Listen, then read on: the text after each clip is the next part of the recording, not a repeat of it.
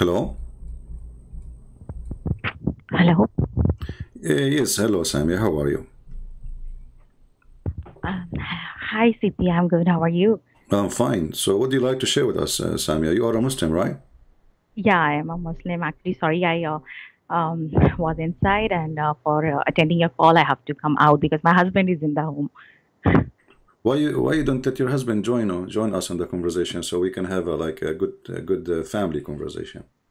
I know, but he doesn't know about you, and um, so he I will don't. be Okay, he will be upset. He will be upset if you speak to me. kind of upset because he wants to know. Then he will be upset. Oh, why I'm talking somebody who can tell me some truth about my religion? Yeah. So, what do you think about Islam, Sammy? Because I saw your text many times in the chat. It looked like you like what I'm doing. Oh, of course, I love what you are doing, and so many things that I never know about my religion, and I come to know from you, and then I search on my own, and I was so surprised, especially with that hadith that said that you have to do sins, otherwise Allah will remove us and bring other people who will do the sin, and then who will repent, and then Exactly. He will. So actually, I shared. I'm basically from Pakistan, and I'm here in USA from 3.5 years. Yeah. And Don't give too much personal information about yourself. okay, and then I shared this hadith to some of my family who know more than me Islam, and they like twist and turn. Oh, it doesn't mean that you have to do a sin. It's just God wants you to telling you not to do a sin. So I said, then what is the purpose of telling us that if you will not do the sin, then they will He will remove us, and He will bring some other people to worship and do sins. And so, what is the point? Oh, no, no, no! It's not like that. It's just God is telling that no, you don't need to. You will not do the sin, but if you do, He'll forgive because He's so merciful. Well, what does the merciful have to do with this? If Allah He is going to bring, he is going to punish us, delete us from this earth, just because we did not commit sin. Where is love in that? You know, she should. It should be the opposite. He should be loving us, not hating us, because we Right? did what we're supposed not to do. But according to Islam, obviously, Allah is a lonely, sick person. He wants people to beg him for forgiveness. And if you are not making sin, then you will not beg for forgiveness. It's like somebody, let us say, uh, uh, once there's a person I know. He have a rich family, but his family, they will give him, like, he have to go and beg for money so they can give him money, you know. Uh, Mm. and then I ask him, why your family don't like support you to open like a business or a store or something, instead of going and ask them for help from time to time, just one time investment, and your life can be fixed. He said, you don't understand. They want me to go there so I can beg for it. Mm. They will give him the money, but enough just for now. So tomorrow he will come back again and beg for more money. So this God is a sick God. He don't want people who commit no sin. He want Yeah, people who commit sin. Why? Because they are begging for forgiveness. before that we heard, we listened, in Ramadan, it's all Dora Quran, like the teachers there who explain and all that, but and never point came into my mind. Some questions I had, especially of Surah Kahf, where okay, they asked Muhammad about the questions, about three questions, and that he have to answer, but he couldn't answer of the one question about the ruh, and the other Yeah. questions that he answered was actually already exist, like everybody knows about the seven sleepers, and about Zulkarnain. So what was the point of giving that answers again to the people who already knew that? And But he what did was the not give purpose a correct of answer anyway. I mean, about Zulqarnain, he took a story written by an Assyrian author about a that? guy he have two horn. I mean, Zulqarnain, he became. I mean, who is Zulqarnain? Have you ever heard of a guy? His name is the guy with the two horn.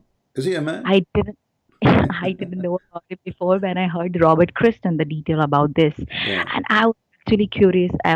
that question is in my mind from a long time, and no Muslim will answer this question. And some of the teachers that I know, if I'll ask some questions, oh, they said it doesn't matter because you're not doing that in your life.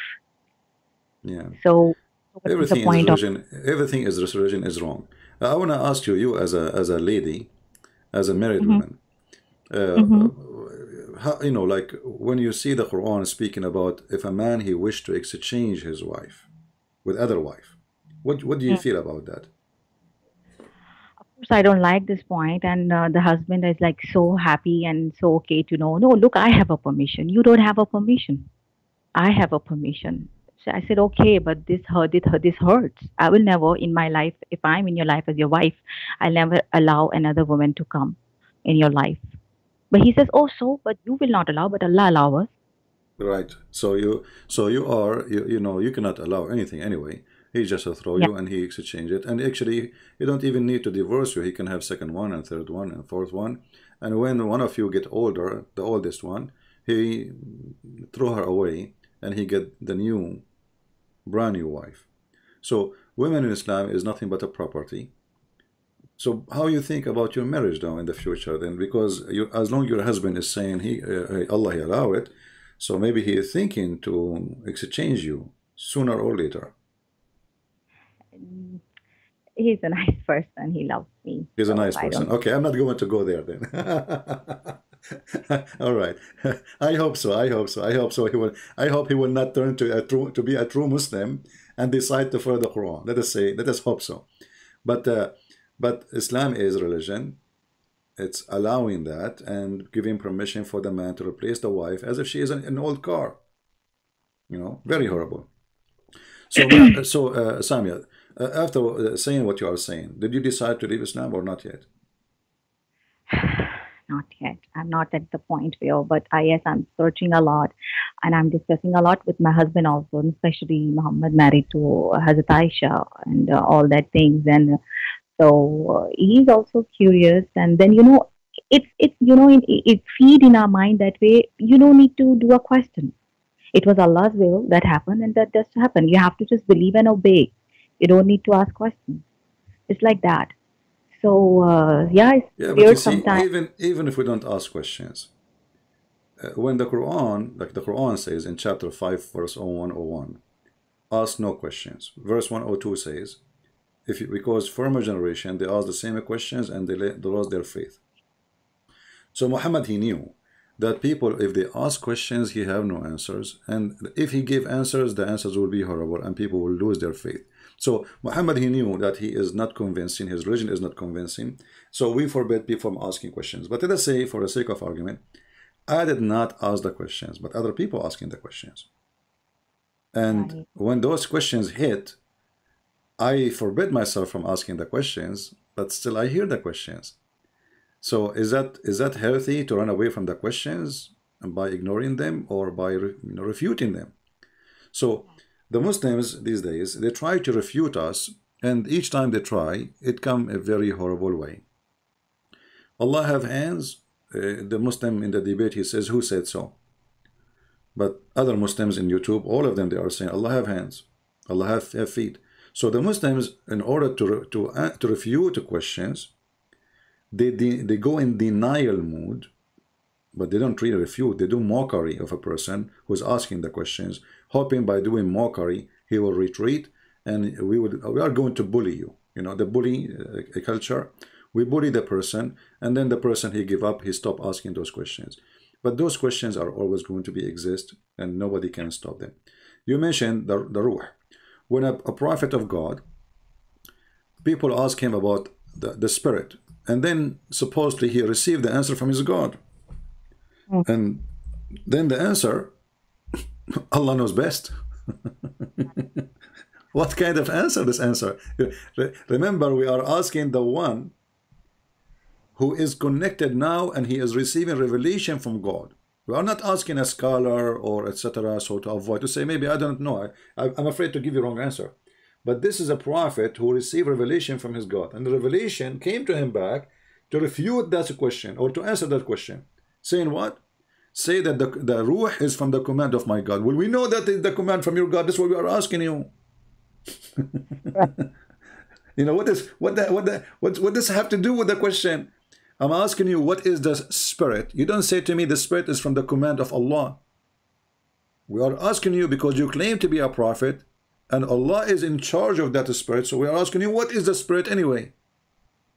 We are not Right. asking who is in charge of it. We're asking what is the spirit. When you say spirit, what is that? And He could not.